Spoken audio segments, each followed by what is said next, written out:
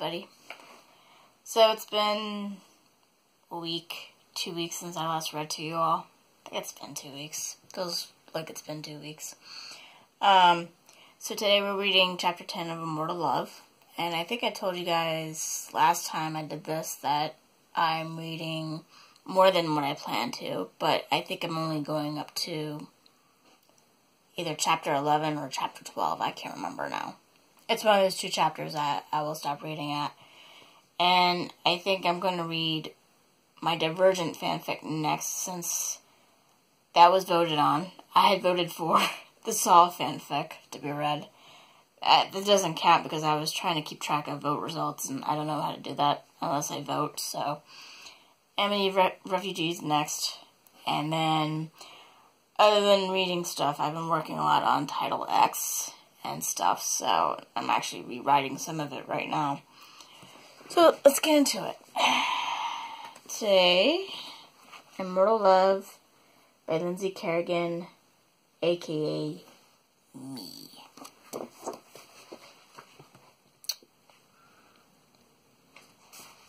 Genevieve hung up the phone angrily. She was getting annoyed. This was the 4th time she had called Lucian's house and didn't get an answer. If he didn't want to go out with her again, he should let her go. Bleh. He should let her know as soon as possible rather than avoid her like this. It was getting tedious. The phone rang 2 hours later. She checked the clock to see what time it is. It was 11 o'clock. She felt joy course through her. There will be only one person calling her at this hour. Hello, she said happily. Hey, Jen, it's me, Pete. Oh, hi, Pete, she said glumly. Were you expecting someone to call you? Yeah, Lucian.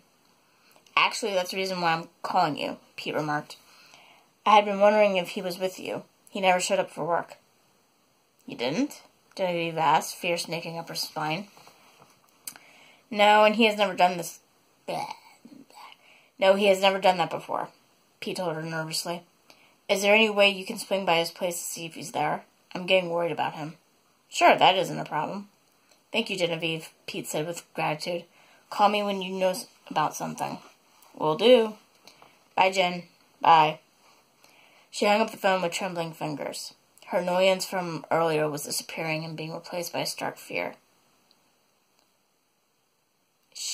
Sorry, I thought the recorder on the phone stopped rolling. My bad.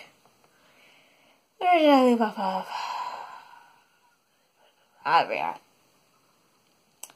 And being replaced by stark fear. She quickly grabbed her purse and headed out the door. When she arrived at Lucian's, a feeling of dread seized her. She didn't know why exactly. The house looked fine on the outside, as there were a few lights on. A silence surrounded the old black place.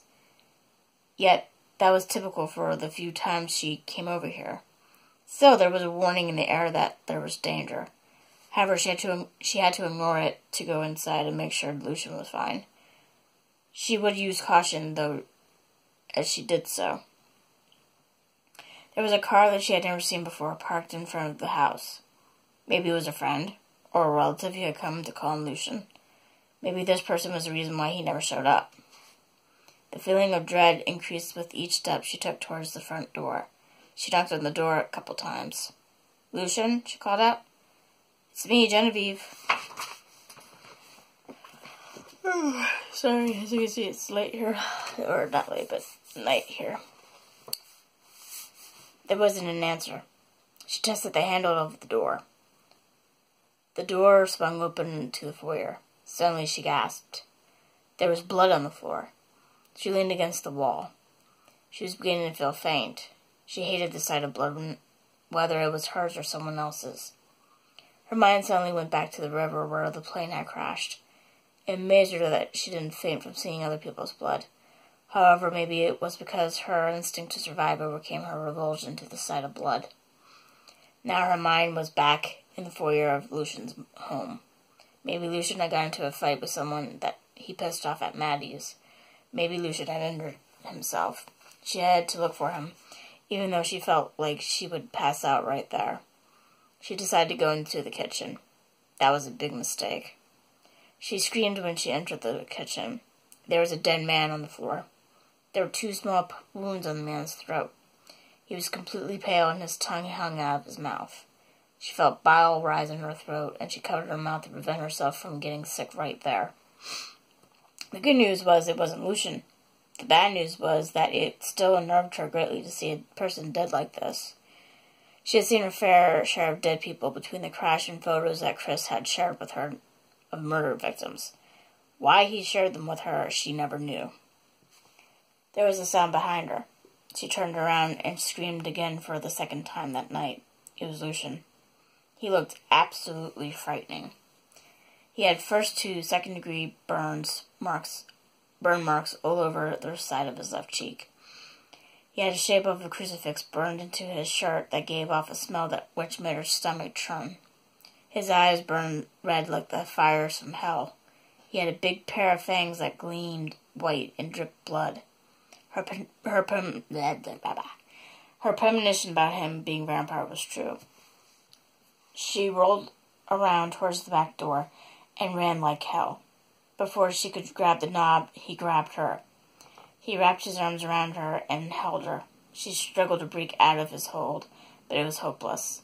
His arms around her were like steel bands. It also didn't help that he towered over her. She felt tears slide down her cheeks as fear engulfed her. Suddenly her mind began to get fuzzy. She found that she couldn't think straight. She felt herself becoming pliant in his embrace. She had a feeling that he was controlling her somehow, but she didn't know how. She gasped as she felt fangs slide into her throat. The pain was sharp as a mosquito bite.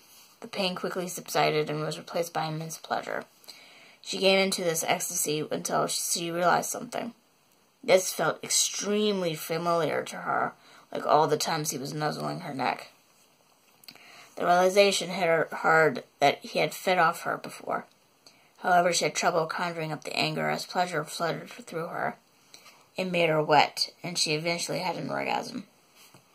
She began to feel lightheaded. Fear snaked down her back as she began to sink into darkness. She tried to call out for him to stop, but she couldn't find her voice. She tried to push away from him, but it wasn't any use. She was growing weaker the more blood he took from her. Finally, she surrendered to the darkness and let it overcome her. Lucian indulged in the sweet, hot blood that flowed into his mouth. The blood rejuvenated him. He could already feel himself healing from the burns on his left cheek and the crucifix marks on his chest. Soon memories flooded into his mind of the person he held in his arms. He froze. The memories were of Genevieve.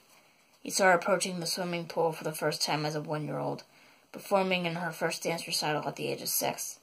Chris telling her that he loved her when she was 16, graduating from high school when she was 18, marrying Chris when she was 20, having her daughter when she was 22, breaking the surface of an icy river while only 6 months after her daughter's birth, and attending the funeral of her husband and child, meeting him and kissing him passionately. He licked the pinpricks on the side of her throat so the little wounds could seal up and heal.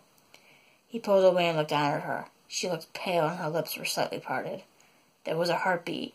She had probably passed out from the combination of blood loss, fear, and shock. All she needed was something to drink to replace what he had taken from her. He lifted her up and carried her upstairs to a guest room. He laid her on the bed. After double-checking to see whether her vitals were fine, he went back downstairs and got her a glass of... Excuse me. Oh, God, I'm tired. Sorry.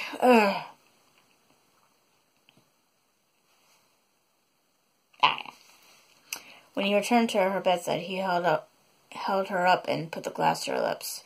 "Drink, Jen," he coaxed her. While she remained unconscious, she drank the whole glass of orange juice. He laid her back down on the bed and covered her with a blanket. He had to do some things before she woke up. He had to get rid of the body downstairs, and he had to call Pete. However, for the first time in 1,000 years, he felt nervous. He wondered anxiously how Genevieve would react when she woke up. Would she condemn him or accept him for who he was? He called Pete first, since he thought that his boss would be extremely worried about him. "Hey, Pete," he said on the phone. It's Lucian. I'm sorry if I'm calling you late, but an emergency came up. I wasn't able to call you until now. There was a brief moment of silence on Pete's end. Do I need to give you more time off? No, Lucian replied, noticing the edge in his boss's voice. That won't be needed. If you want me to, I can work a shift on a weekday. No, that won't be necessary, Pete said quickly. I'm sorry to hear you're dealing with an emergency once again. That's okay. Well, I'll see you tomorrow night, Lucian, Pete told him somberly. If you can't make it, please call and let me know so I can get someone to cover you. I was looking to get Jason to come in tonight on short notice. Tell Jason I owe him one. Will do, Pete said. See you later. Bye, Pete.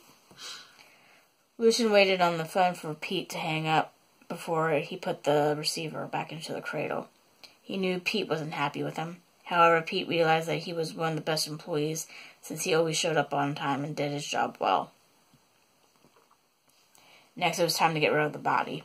He contemplated either putting the body in an abandoned house that he planned to torch, or just leaving the body there with a knife that had the hunter's fingerprints all over it, with a pool of blood by the side.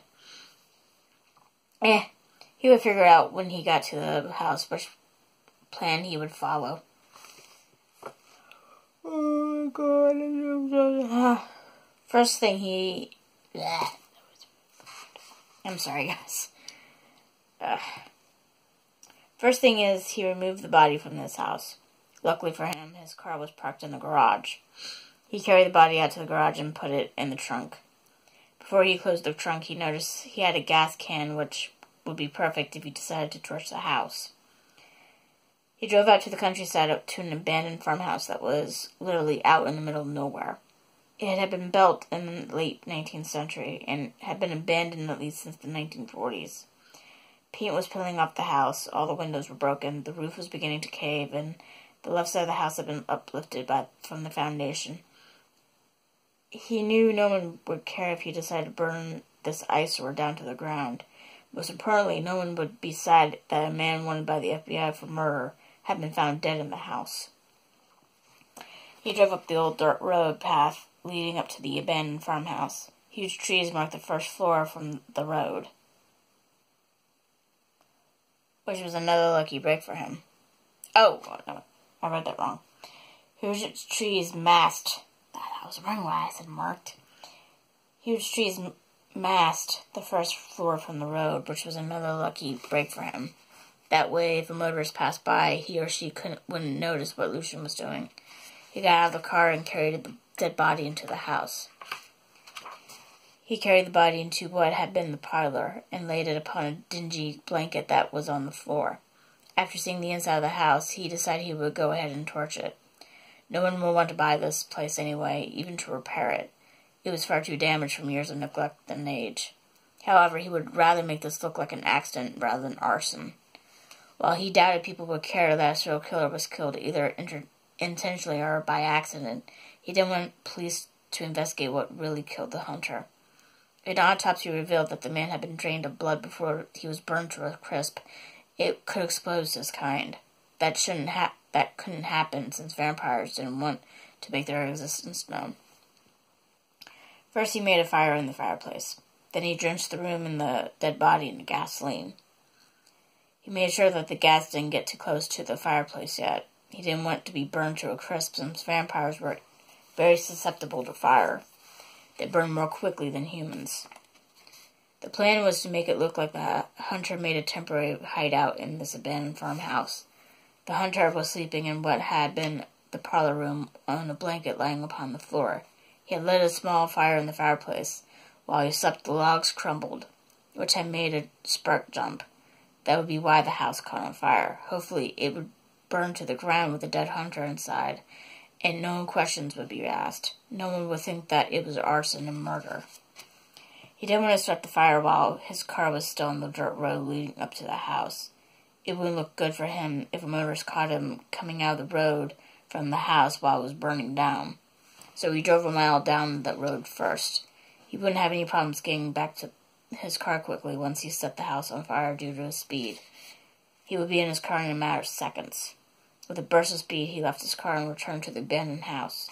He stood outside the window that was facing the fireplace. He could see the dead hunter lying on the floor not far from it. Have a good trip in hell, Have a good trip to hell, he muttered darkly. With a flex of his hand, the logs crumbled in the fireplace. He smiled when the gas ignited. In a matter of seconds, the whole room was on fire. By the time he left the house, the whole first floor was engulfed in flames. He realized he had another chore to do when he got home. Now that the body was gone, he should clean the kitchen and foyer up. He had been sorely tempted to just lick the blood off the floor, but realized that would be extremely disgusting.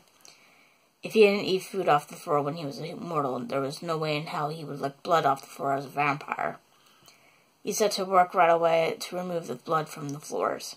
After 2 hours, he had finally finished removing the blood completely from the floors in the kitchen's foyer. Of course, he had checked upstairs to see if Genevieve was still asleep. He didn't want her to wake up and leave without explaining some things to her. He owed her an explanation. Besides, he was going to have to tell her the truth about himself at some point in their relationship. Before he went back up to lie down beside her, he needed to change his clothes and take a shower. The smell of gasoline, smoke, and blood clung to his skin. His clothes had dirt and blood on them. The last thing he wanted Genevieve to see was him looking like that. She would be terrified enough as it was. He went to his chamber to take a shower in the bathroom he had down there. He scrubbed himself and washed his hair in the shower. Next, he dressed himself in black from head to toe, as he felt like part of the night when he wore black. He put on black jeans, a black short-sleeve shirt, and black socks. He decided not to wear shoes for right now, since he planned on lying down next to Genevieve. Before he turned to her side, he took another big glass of orange juice upstairs with him. Sure, her vitals were fine. However, she was going to be thirsty when she got up. It would also help her raise her blood sugar level should it still be low. He set the glass of orange juice down in the nightstand beside the bed in the guest room. She was still asleep. He looked at her a bit before he joined her in the bed. She had a color black in her cheeks, whereas they were pale before. She looked beautiful and as she slept, just as beautiful as when she was awake. He climbed into bed with her and put his arm around her. He hadn't been by her side before while she slept. It felt good to have her in his arms. He was taken aback when she snuggled into his body and rested a hand on top of his. Of course, he doubted she would have done that if she hadn't been in a very deep sleep. However, he savored the warmth of her body and the touch of her hand. He looked at the clock by the bed. It was 2 a.m. He wondered how she would react to seeing him next to her on the bed after he had bitten her hours earlier. He would be disappointed that she wouldn't want to be with him anymore, but she had to have an explanation first. And that is the end of Chapter 10. And Chapter 11 will be next week, and maybe Chapter 12. I haven't decided yet. I think I was going to stop at Chapter 12. Anyway, I apologize for not being on here for the last 2 weeks. I'm trying to remember why now. It hasn't been because I've been sick. I had both kids 1 week. And another week, I just had trouble getting the kids to go down for a nap. My kids are at a point now where they don't nap so much during the day like they used to. Or my daughter, because I usually try to get a video done on Tuesdays when my son's at my mother-in-law's, and I just have my daughter to take care of. So, and I'm planning on having a free ebook sale around my birthday to celebrate my birthday. I'll post the days when that's available. And I think that's about it. If you guys have any questions or comments, don't hesitate to ask. And I'll see you guys hopefully next week. Bye-bye.